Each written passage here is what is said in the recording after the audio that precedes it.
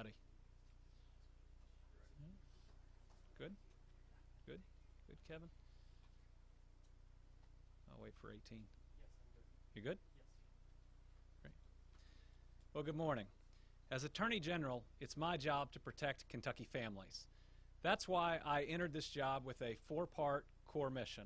Number one, preventing and prosecuting child abuse. Number two, better protecting our seniors against scams and abuse. 3, seeking justice for victims of rape and sexual assault.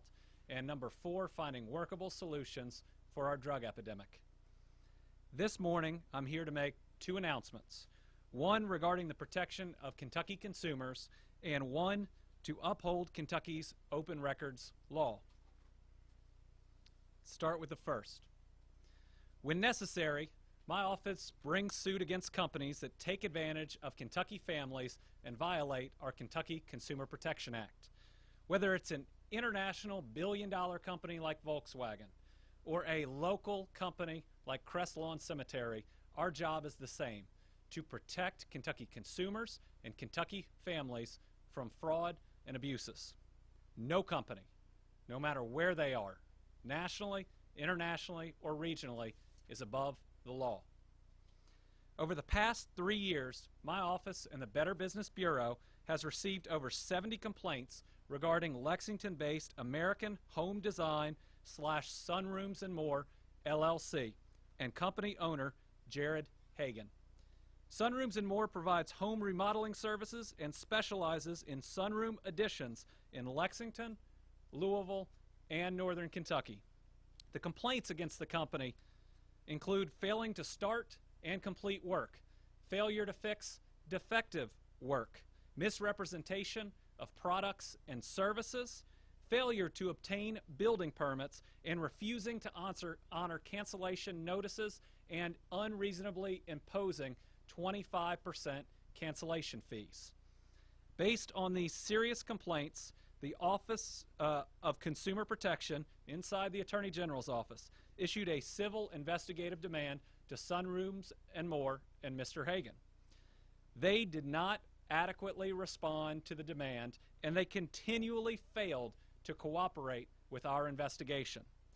Enough is enough. That's why this morning we are filing suit. That's why this morning we have filed suit against Sunrooms and More, alleging numerous violations of the Kentucky Consumer Protection Act as to the company's sales practices, contractual terms, and failure to respond to our civil investigative demand. In filing this suit, I'm seeking restitution for consumers, full compliance with our investigative demands, to correct sales and contractual practices, and to prevent future violations. And if the company continues to refuse to respond to our civil investigative demands, we are seeking to revoke their certificate to do business in Kentucky. I take protecting Kentuckians very seriously and will do what is necessary, whether a company is large or small, to make sure that they follow the law, that they follow the Consumer Protection Act, and that they treat Kentuckians fairly. With that, I'll answer questions on this announcement, and then we'll move into our announcement dealing with the University of Kentucky's lawsuit against the Kentucky Kernel. Has the owner reached back to you all? The owner has not, I don't believe, has communicated with us since the last civil investigative demand failure. When was that? Mary Ellen? April 21st. Mary Ellen Minear, who's here, is the head of our family branch, which houses our Consumer Protection Division. General, I would say there have been a couple of emails right after April 21st. What is he saying? What's been the last? The communication with the lawyer was just, he thought he had complied, and We wholeheartedly disagree. Can you tell us who the lawyer is for Mr. Hagan? Contact Joshua Rose in Louisville, Kentucky. Joshua Rose, R. R-O-S-E. And where is he? Craig Henry in Louisville, Kentucky. Okay, thank you. Any idea how much the fines might be? Well, we only know about a certain universe of complaints. Through discovery, we will be seeking more information. We feel like we don't have all the information because of the failure to adequately respond to our civil investigative demand. So the size of the fines will depend on the number of ultimate violations and their severity that we find during the litigation. I don't have a set number for you now. But in the end, whether the numbers are very large, like Volkswagen, or which was in the millions, or smaller, like Kresslawn Cemetery, the necessity of the Attorney General's office to stand up for these consumers is the same. Andy, what kind of restitution we're talking about here? We're seeking full restitution for any consumers that feel like that they have not had adequate services, that were wrongfully assessed a cancellation fee, that had defective work done, and we would request any consumer out there that feels like they deserve restitution from Sunrooms and More to go to our website and to fill out a complaint form. We will seek full restitution through the courts for all of the valid complaints. And for the layman, what's a CID? A civil investigative demand is our ability to request certain information under law, kind of like a subpoena, that a company is required to respond to. Under the law, the penalty for not responding to a civil investigative demand without a lawful reason is that we can bring an action to revoke your charter to do business in Kentucky. It means you can't avoid complying with the Attorney General's office about whether you're violating consumer protection law.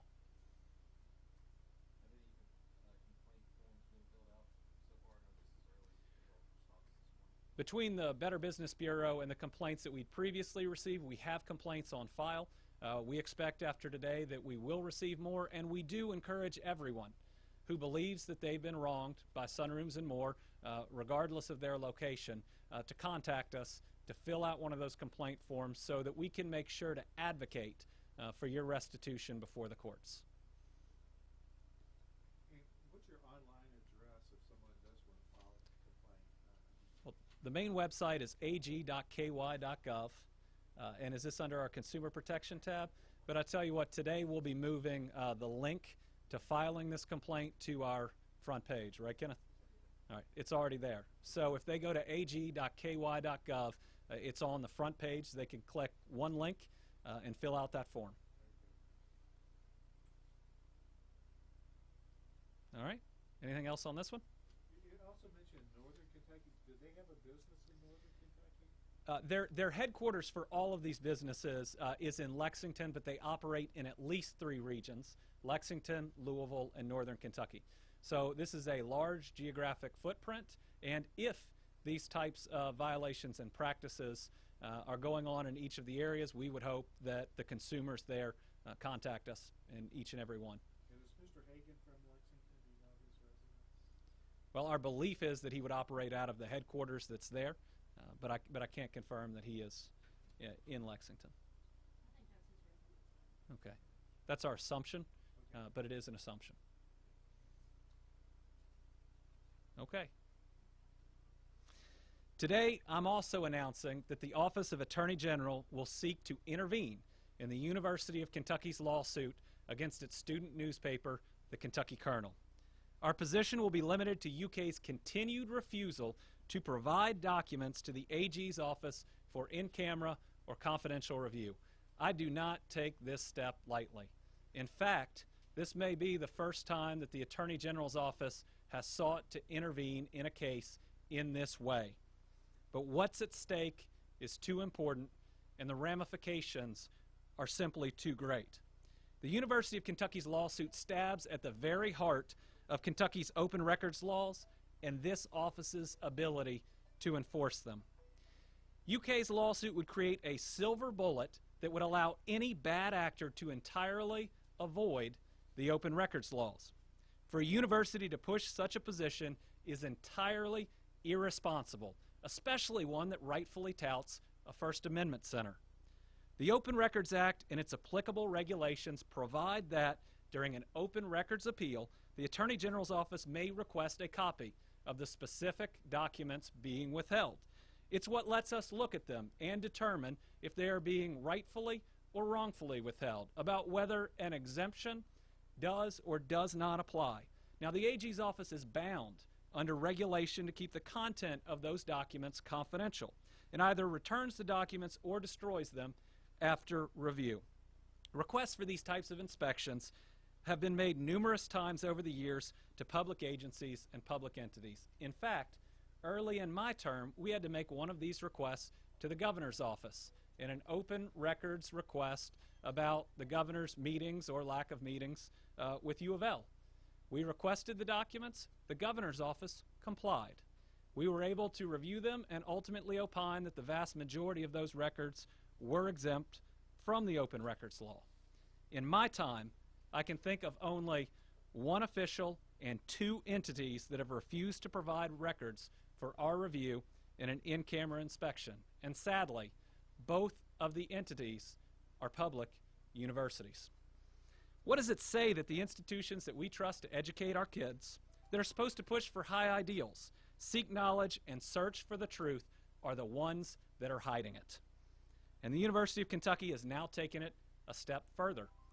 UK claims that if it decides solely in its own judgment that a document falls under a federal law or the attorney-client privilege, then it can refuse to provide that document to the AG to confirm it, or for that matter, any court or anyone else. Solely in its own analysis, UK claims it could say, trust us. The document's exempt, but you can never see it to check or confirm it. The danger here is immeasurable. Under that logic, a bad actor could wrongfully claim that a clearly inapplicable federal law or the attorney-client privilege protects a document that is and should be open, and we could never prove them wrong because we would never see that document. Like I said earlier, it would be the silver bullet that would allow public bodies to work in secret, to hide their records, and to break the law. And in my opinion, UK has already failed to trust us when it comes to public records and open meetings. In 16 OMB 164, that was an open meetings decision. This office was faced with an appeal claiming UK had refused to provide board meeting minutes for a UK Board of Trustees meeting. UK came back with a number of responses, including, well, one of the discussions was attorney-client privilege. The problem? It was an open meeting that never went into closed session. A discussion can't be attorney-client privilege when anyone from the public is allowed to attend. UK makes that same claim with a PowerPoint, again shown in an open meeting that was never moved into closed session. And what about claiming a document falls under HIPAA and therefore, or another federal law, and therefore can't be inspected by the Attorney General? That is the same federal law that the Cabinet for Health and Family Services initially cited for refusing to turn documents over to both the Courier-Journal and the Herald-Leader in child fatality cases. And I think you know what ultimately happened there. This office has a statutory duty to enforce the Open Records and Open Meetings Act. We take that obligation very seriously. We cannot and will not allow UK to turn the Open Records Act into a trust us process, and I don't intend to. Any questions? So UK has refused not just to turn this information over to the Colonel, but also to your office as well. That's correct. So under the law, during an appeal, we get the first appeal. The office has the right to say, please send us the withheld documents or other documents so we can review it in camera. I'll give you an example. Yesterday we put out a decision on the Christian County Board of Education. Certain records were requested from them that dealt with students. One of the claims of the Christian County Board of Education, like UK in this instance, was that FERPA protected the documents. They sent them to us, we reviewed them in camera, and being able to do that, we were able to opine, yes, those documents are protected. But they were provided so that we could confirm that indeed those exceptions or that federal law applied. If a group like UK or any other can simply say, well, we're exempt because of this or that federal law, but we're not going to show you, Attorney General's office, what we're withholding, then we'll never be able to check the accuracy. We'll never be able to catch that person who's hiding behind something unlawfully. Yes, Linda? Do you think, given the raft of open records and meetings decisions against UK in the past year or so, that they are actually trying to I don't have any evidence on that, and I'd solely be speculating. But what I can say is that everyone has a duty to follow the open records and the open meetings laws. I would hope a public university would take that very seriously. I would also hope that after having a number of opinions rendered against you, that at some point your behavior and your habits would change. That's what's supposed to happen. Because sometimes these things can be procedural. Somebody doesn't respond in time, but then provides everything to the person. And it's still a violation. It's meant to teach those people in those groups what they have to do and when they have to respond. But what we have here, I think, is a wholesale disagreement or refusal by UK to certainly follow this office's interpretation of the law. So what's your next step? What are you going to do next? We are filing the motion to intervene in the intervening complaint with the 8th Division of the Fayette Circuit Court. That's where the current action from the University of Kentucky against the Kernel is. Our complaint will ask the court for a declaratory judgment that says UK has to follow the open records law and has to provide these documents in camera. You touched on this, but beyond this particular case, kind of what's at stake here? Well, what's at stake is UK's theory or position would allow others to hide documents, would allow a bad actor, whether FERPA or HIPAA or others applied, to simply claim they did. And if we can't see the documents, we could never disprove them. I mean, it truly creates that, what I'm calling a silver bullet, where if someone is willing to be dishonest, they could get away with violating the Open Records Act time after time after time. What specific exception under federal law are they citing? They've cited 4 or 5. 2 that I know they've cited are HIPAA, which once again was one of the first claims in that CHFS action. They've also cited FERPA, which was part of certainly that Christian County Board of Education process and opinion. But I think that the list they provided was extensive. And sometimes that raises concerns as well. Is Brett? your only request for them to turn over the records, or are you looking at any kind of penalties? Well, we're seeking not only the injunctive relief, but the declaratory a decision by the judge that says, UK, these are your responsibilities, you have to follow them, and therefore it would apply going forward. And again, this is also a decision that for others that decide to take this path, that we would provide to them as well. And again, this is something that I'm not sure that we've ever seen an Attorney General do before, but the stakes again are so high. When we see a group pushing a position that would basically nullify our ability to enforce these acts, at least against bad actors, then we've got to do something about it. Is this decision influenced at all by the criticism you've received? No. from the Now, we started talking about this the moment I believe that we heard that UK was filing its appeal, so it significantly predates that. Is there a point in time, and I realize you've only been in office so long, but some of your staff's been on the board for a long time. Is there a point in time where you saw a demarcation in their attitude toward these types of requests? It's certainly been building, but this, I certainly think that the position has significantly changed, or let's say the tone by the University of Kentucky has significantly changed in the current case. I think that if you look at their complaint in Fayette Circuit, it's very aggressive. It's very aggressive against the Attorney General's office, who is trying to do the right thing here to make sure that public business occurs in public. It's very aggressive given the Attorney General's office regulatory and legal requirements to keep this confidential. And it's very aggressive considering our undisputed track record on always erring on the sides of victims.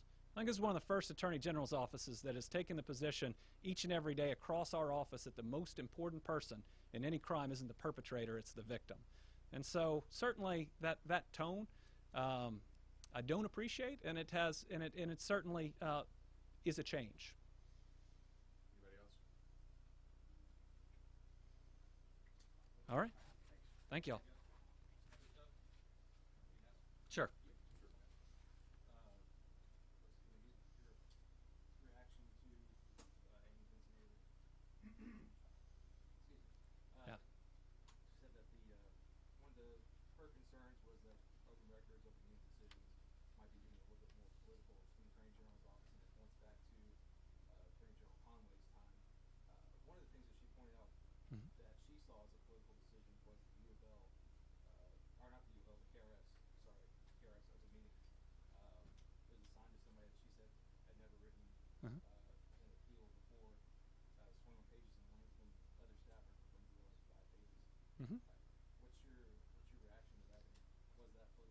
Well, let me break that all into pieces. First, the only thing that I'm going to say about Mrs. Benson-Haver personally is that she served this office a long time. I think it's incumbent on, no matter who is in the office at the time, that somebody who's given that amount of service retires. That the only thing that I ought to be saying and that I will be saying is that we appreciate her service. It's a lot of years of service, and we're only going to say positive things, and we wish her the best.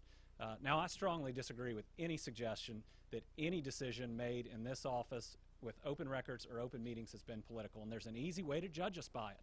Read the opinions. Evaluate the opinions. Our work here all ends in the actual opinions and is open to the public, is open to the press, and is open to other lawyers to look at and determine. I stand 100% behind our decision as to the open meetings violation dealing with the Kentucky retirement system. The facts that gave rise to that violation are now a part of an undisputed record in Franklin Circuit Court. That record led a judge in Franklin Circuit Court to call the actions by the governor and his staff a, quote, flagrant abuse of executive power, which is wholly unacceptable in a democratic society where such issues must be decided not by force and threats of force, but by the rule of law. And if you look at the Open Meetings Act, its entire purpose is that public business occurs in public. What happened here? Government officials with state police with them threaten people behind closed doors to impact their actions in the subsequent open meeting. That goes right to the heart of public business not being done in public. It violates the spirit and every single part of the Open Meetings Act. I believe it is a clear 100% violation. I believe it's one of the worst violations that we have seen, and I believe it's one of the strongest decisions on open meetings that you're going to see in a while. And what does it mean? It means that every mayor, judge executive, board head, or anything else knows that they cannot use force behind closed doors, that they cannot use manipulation, that they cannot go to a back office and try to force what's going to happen in that open meeting afterwards. Anybody else? All right, All right. thank you all. Is there a hearing this afternoon? Is it, 4 o'clock, I believe. Ms. Shepherd? Yes.